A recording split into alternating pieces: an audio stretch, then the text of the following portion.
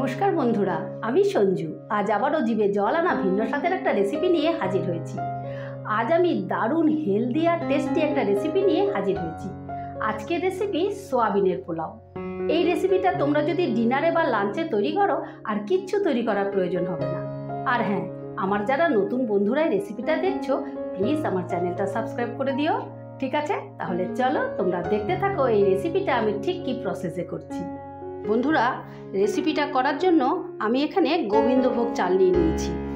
এবারে এই কাপটার মাপে আমি 2 কাপ গোবিন্দভোগ চাল নেব।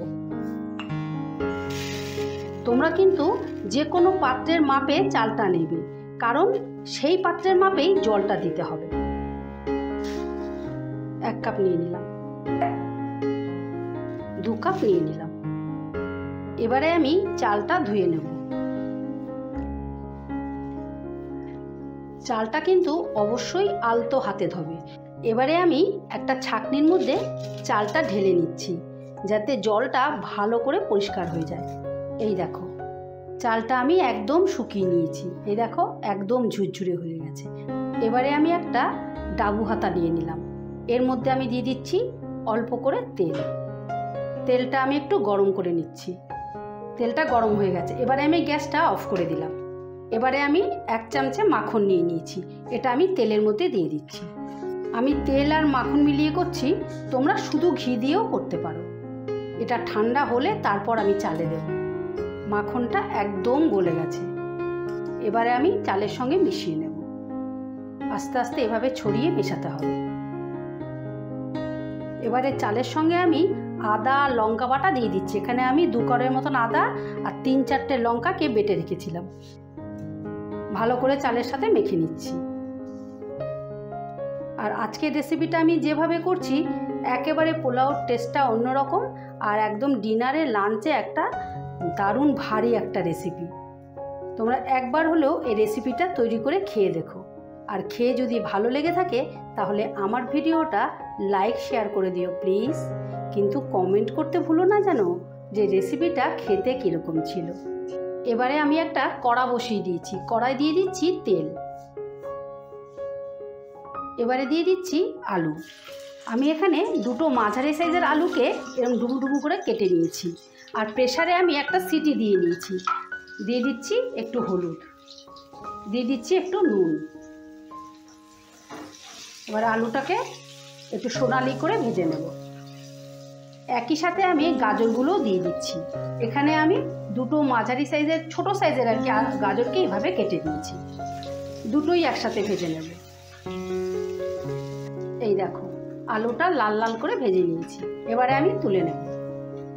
এবারে ওই তেলেই আমি সয়াবিনটা ভেজে নেব। এখানে আমি 50 গ্রামের মতন সয়াবিনকে জলে সেদ্ধ করে ঠান্ডা করে ভালো করে চিপড়ে নিয়েছি, যাতে একটুকু জল না থাকে।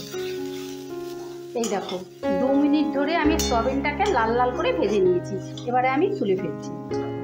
এবারে আবারও 2 চামচের মতো তেল দিয়ে দিলাম। এবারে আমি 1 মুঠো কাজু কিশমিশ দিয়ে দিচ্ছি। এই কাজু কিশমিশটাও ভালো করে ভেজে নেব। এই সময় কিন্তু গ্যাসের আঁচটা একদম কমিয়ে রাখতে হবে। কাজু কিশমিশটা ভাজা হয়ে গেছে। এবারে আমি তুলে নিচ্ছি। এবারে আমি ওই তেলের মধ্যেই দিয়ে দিচ্ছি ফোড়ন।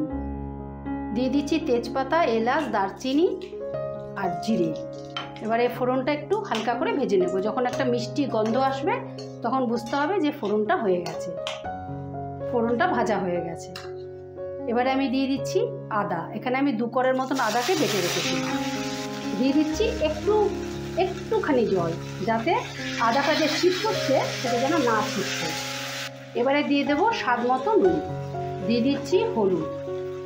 দিয়ে দিচ্ছি 1 টিস্পুন জিরের গুঁড়ো, 1 টিস্পুন ধনের গুঁড়ো। এবার এই মশলাটাকে ভালো করে কষিয়ে নেব। মশলাটা কষানো হয়ে গেছে। এবারে আমি দিয়ে দিচ্ছি ক্যাপসিকাম। এখানে আমি একটা বড় সাইজের ক্যাপসিকামকে এইভাবে টুকরো টুকরো করে নিয়েছি। ক্যাপসিকামটা বেশিক্ষণ ভাজবো না, একটু নাড়াচাড়া করে নেব শুধু। এবারে দিয়ে দিচ্ছি ভেজে রাখা আলু, গাজর আর সয়াবিন। এটাকেও 1 মিনিটের মতন নাড়াচাড়া করে নেব। আলু আর সবজিগুলোকে ভালো করে কষিয়ে নিয়েছি। এবারে আমি দিয়ে দিচ্ছি চাল, গোবিন্দভোগ চালটা দিয়ে দিচ্ছি।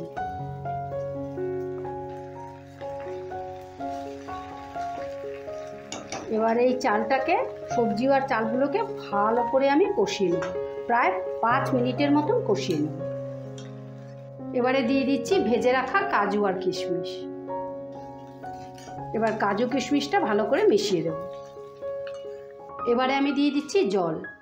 এই কাপটার আমি 2 কাপ চাল নিয়েছিলাম, তাই আমি এই কাপটারই 4 কাপ জল দেব। মানে তোমাদের আমি ক্লিয়ার করে দিচ্ছি, তোমরা 1 কাপ চালে 2 কাপ জল দেবে, মানে ডাবল দেবে সব সময়, যতটা চাল নেবে তার ডাবল দেবে। এই 2 কাপ দিলাম, এই 3 কাপ দিলাম, এই 4 কাপ দিলাম। এবারে আমি 10 মিনিটের জন্য ঢাকা দিয়ে দিলাম। এই সময় তোমরা অবশ্যই গ্যাসের আঁচটা লোতে রেখে দেবে। এই দেখো 5 মিনিট বাদে এসে জলটা যেই ফুটে উঠেছে, আমি এবারে চিনি দিয়ে দেবো। জলটা যেই ফুটে উঠবে তখন তোমরা চিনিটা দেবে। আমি এখানে 4 চামচের মতন চিনি দিয়ে দিলাম। পোলাও একটু মিষ্টি মিষ্টি খেতেই ভালো লাগে, উপর থেকে দিয়ে দিলাম 4-5টা কাঁচা লঙ্কা। এবার সবটা আরেকবার একটু মিশিয়ে দিলাম। এবারে আবারও 5 মিনিটের জন্য ঢাকা দিয়ে দিলাম। 10 মিনিটের জন্য ফোটাবো আমি, 5 মিনিট বাদে এসে আমি চিনিটা দিলাম, আবার 5 মিনিটের জন্য ঢাকা দিয়ে দিলাম। বন্ধুরা 5 মিনিট বাদে ফিরে এলাম। আমি গ্যাসটা অলরেডি অফ করে দিয়েছি, আর মাঝখানে একবার এসে আমি নুন আর মিষ্টিটা চেক করে নিয়েছি।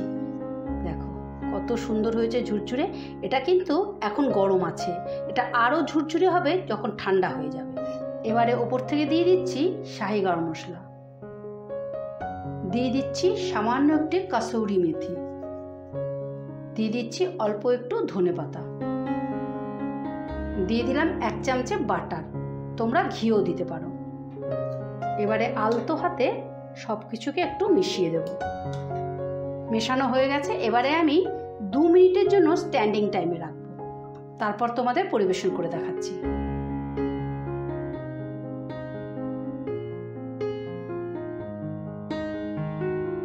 আজকের রেসিপি সোয়াবিনের পোলাও, আমার মোস্ট ফেভারিট। পোলাও আমার এমনিই ফেভারিট, তার মধ্যে আবার সোয়াবিনের পোলাও। দেখি টেস্ট করে কেমন হয়েছে।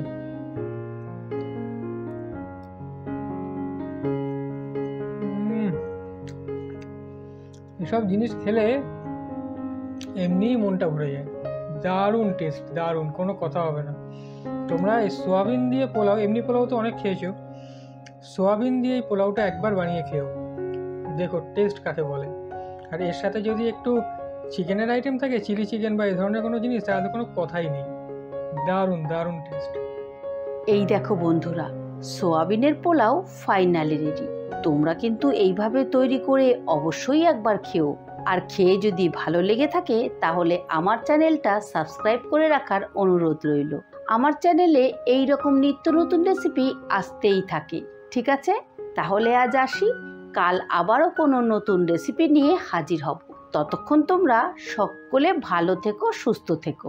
টাটা।